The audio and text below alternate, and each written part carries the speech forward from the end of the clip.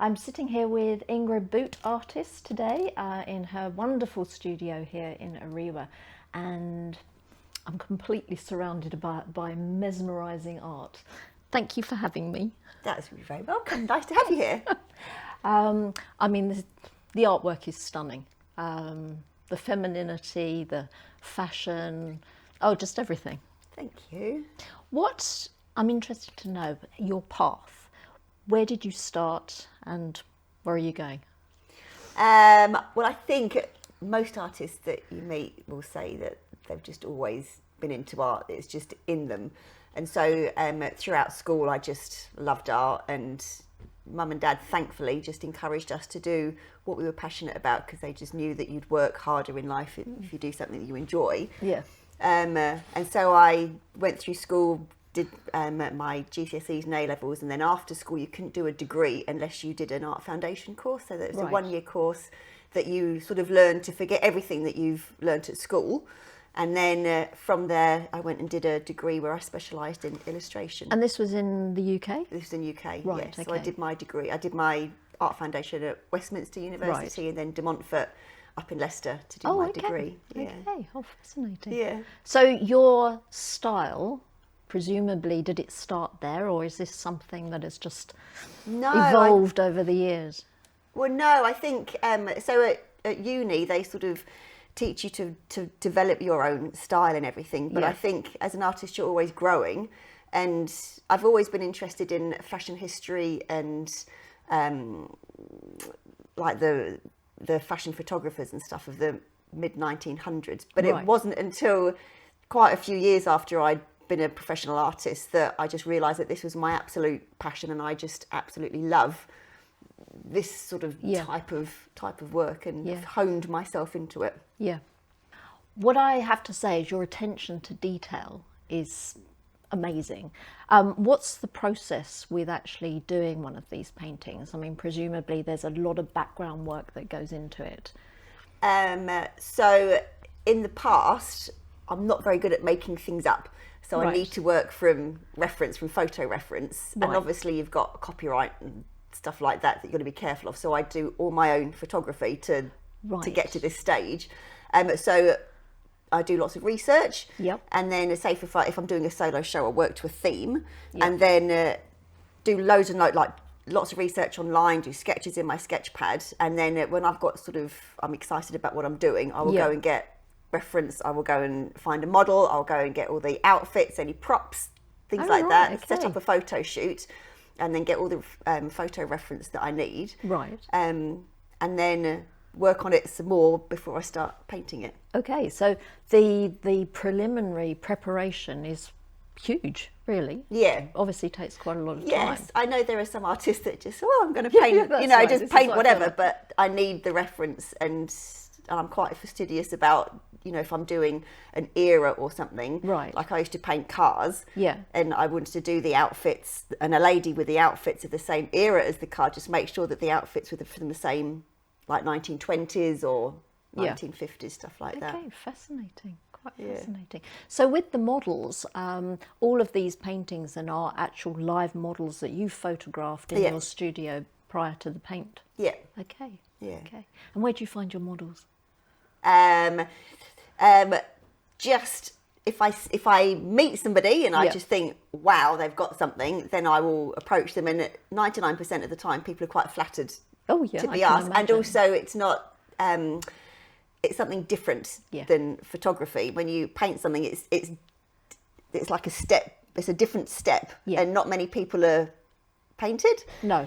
And I think they find that quite exciting. Oh yeah, I would imagine so. Having looked at, I'm obsessed by your paintings, really. I've been on your website, looked at everything. There was one particular one you did that fascinated me, which was your underwater life. Can you tell me a bit about that? And the preparation, because I can imagine the preparation for that was huge. So that was for a portrait award, and I was trying to do something that was a little bit different, and my daughter Mia, she was a swimmer, and so we're quite a big swimming family, and whenever you look at the Olympics or you look at these big swimming races, the swimmers, they're in their togs, they're in their caps, and when they go up to get their medals, they're in their tracksuits, and the only pretty thing they can have is their nails painted, and they're always, when you fiddle with their goggles, they've always got their nails painted. Oh, and so I just thought it'd be really nice to capture a picture of a swimmer, just looking at, you know, as they would when they went out for a nice night out. And Lauren Boyle is an Olympic swimmer, and I asked her if she would model for me in a dress under the water on an ornate chair. So like it was supposed to be a traditional portrait, right? But under the water. Okay. So I got a dress for her. So she was total game for this. Absolutely. Oh, brilliant. Yeah. And so we had a little bit of air. So when I needed to get like floof her dress and stuff under the water, she could hold her breath for a little while. But then when the face shot, she just held her breath for so long. It was amazing. Wow. I suppose that's the beauty of a swimmer. Well, yeah, the swimmer, isn't it? Yeah. So how did you keep her underwater? How did you stop her floating up? Well, she was quite good. When you breathe out, you normally sink anyway. And it wasn't very deep. It was at my local pool. Right, okay. But the chair, we had to put massive, great big kettlebell weights attached to it because the chair kept bobbing back up.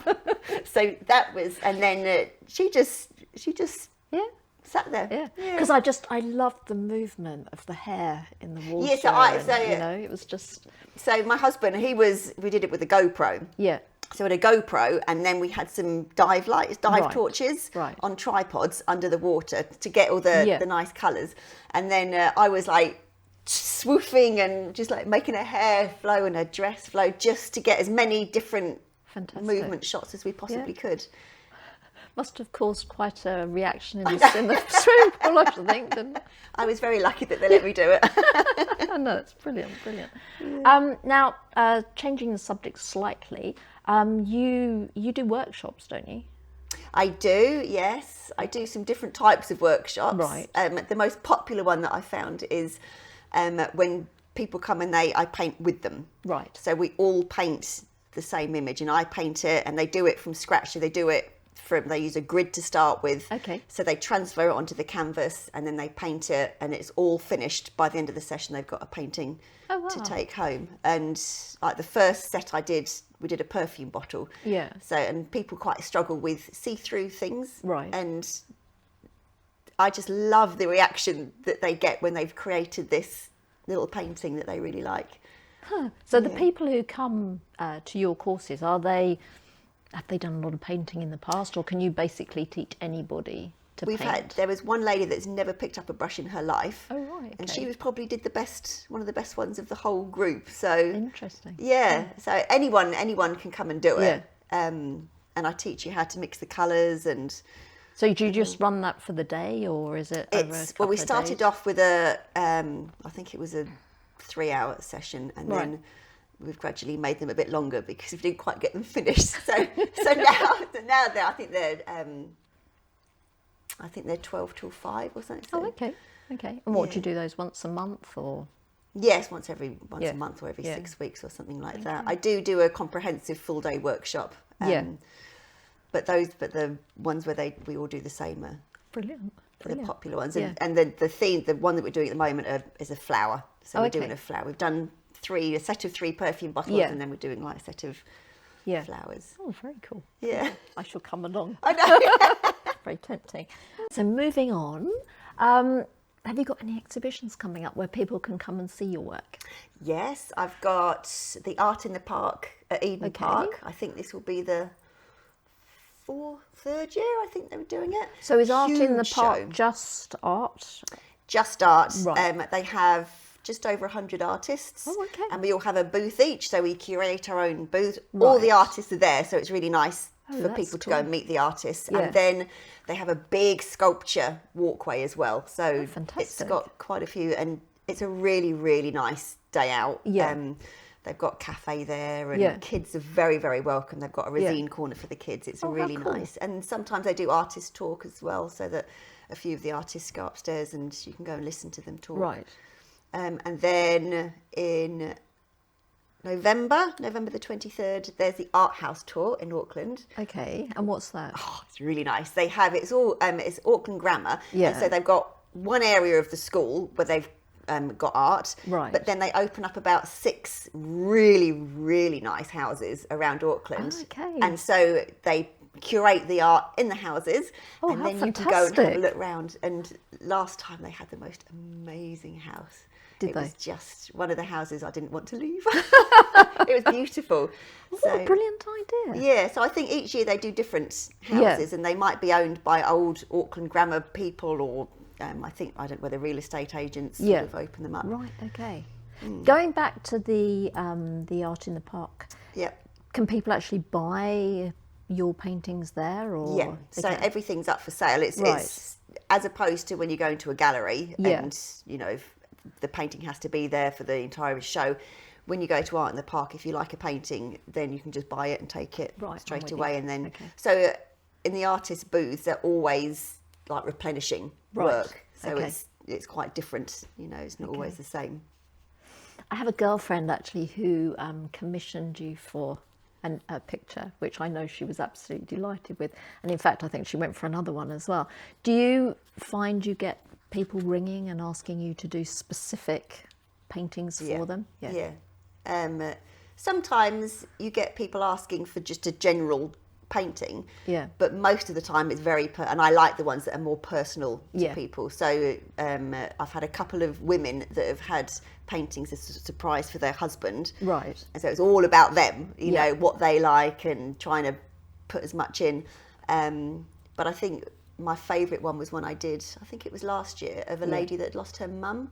Right, her mum was in her 90s, but she'd lost her mum the year before, and she said back in her heyday she was beautiful. Right. And she sent me this photograph of her mum when she was younger, just sitting at the kitchen table, you know, and she said, "Can you make her look glamorous?" And so I changed all her outfit, gave her a little, like a shawl, and put her in a different chair, much more ornate chair, and did all the background and everything. And it was so personal for her. It was she really must have nice. Been thrilled, wasn't she? Yeah. Oh, what a lovely memory to have, hey, to be able to sit and look at that every day. Yeah. Oh, that's awesome. That's really awesome.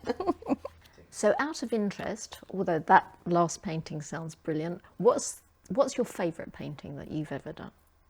I don't think I've done it yet. I always think I could do better. My favourite show was probably my film noir show. Yeah. Because I learnt more about photography and lighting and stuff like that than I ever had done before. And probably, I don't know, there's maybe one that I did at my Vogue show, show, which was inspired by vintage Vogue covers. Right. But I don't think anybody would really get why my favourite painting would be my favourite painting, apart from me. Right. You know, everyone's got their own opinions and their own. Oh yeah. Oh no, definitely. With the one that you said with regards to the photography and the lighting. Yeah. Can you tell me a bit more about that? So film noir, like the detective films from the 1940s, 50s. This is the one where he was standing next to a post and you had the light coming from different angles. Yeah. So it was the first shoot that I'd done on location. Right. I did one lot in my husband's offices, and I had a spotlight because when you want all the harsh shadows and everything, I normally work with video lighting with LED lights. Right. Like when you've got the lots of bulbs. Yep. But you can't get sharp shadows with them, so I had to buy a single light source spotlight, and I bought an LED rather than using a flash. I bought an LED spotlight, and then I created shapes out of card, like either with like lines cut out of it, so it looked like blinds coming, you know, like shining through the blinds. Just and like the the little, I don't know what they call the snoots. Yeah. No. Yes. Yeah. And so you've got like just a so it's real short going over and it's sharp bit of light. That was really good. And then when I went on location, I had my little handheld LED light, and so I could just put it down below and just dramatically light somebody, and it just made it very eerie and just changed the whole feel of it rather than just having like daylight, and because they're supposed to be nighttime and a little bit spooky. It's a little bit spooky. It's amazing the how photography and painting go so hand in hand, really. This whole thing, this whole concept with light. Light makes the picture, as in light makes the image when you're taking a photograph. Because I think artists are always trying to capture the light. Oh, absolutely. But the one that you're thinking of was done in O'Connell Street.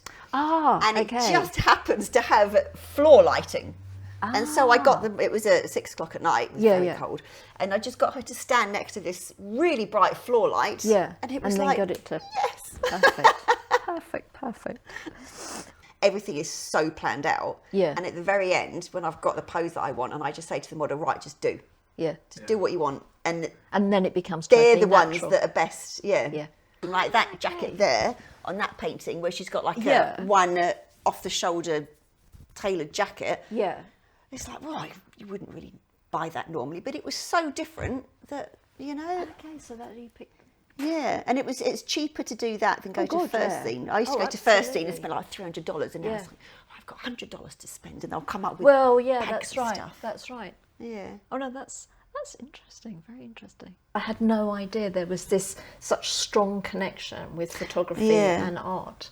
I think some artists think that's not very good, but why though? I don't know. It's why it's. I think at the end of the day, you're looking to create a painting, and how you do it and how you choose to do it is your choice. I don't think there's any right or wrong way of doing anything, really, is there? No. But what you should do is you should go to Europe and sit on the Riviera and look at the light. Thank you. It's been a totally inspiring chat. So thank you very much for inviting us. Thank you for coming. Pleasure. Yes.